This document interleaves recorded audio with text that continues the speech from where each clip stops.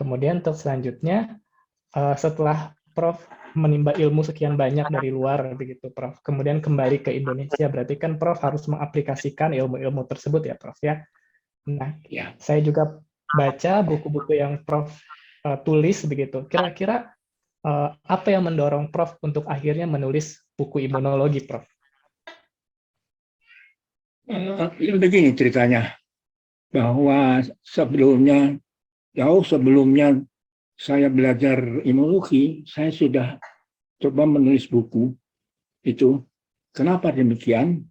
Yaitu di Bandung, waktu itu anak saya masih sekolah SMA, waktu itu ada buku-buku sudah proyek kan, tentang biologi.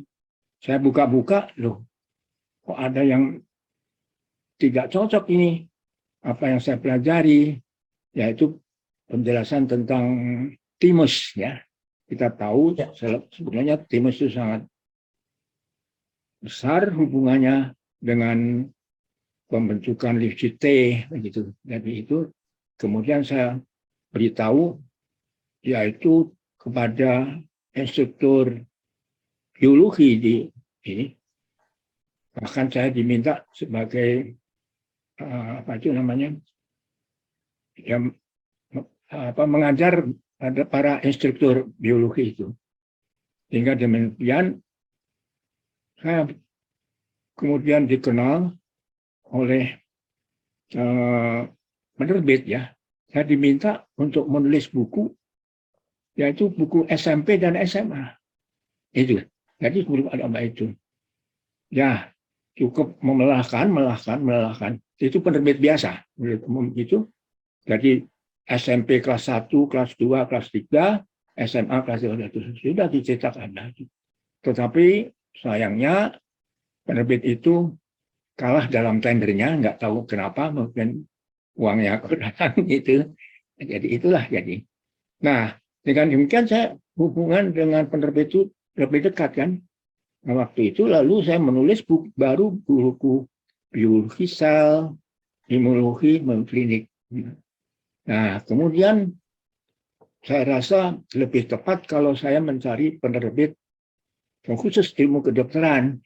Nah, baru saya pindah yang sampai sekarang itu. Dari beberapa saya tulis, karena kebetulan saya mengajar imunologi, kemudian pindah ke, ya, saya sudah pensiun ke Fakultas Kedokteran Unjani.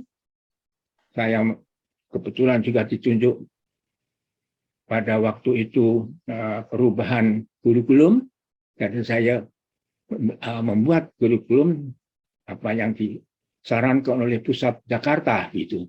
Hingga saya menulis beberapa buku, ya, beberapa buku tetap biologi sel, imunobiologi itu imunologi dasar, imunologi klinik, ya, dan lain-lainnya.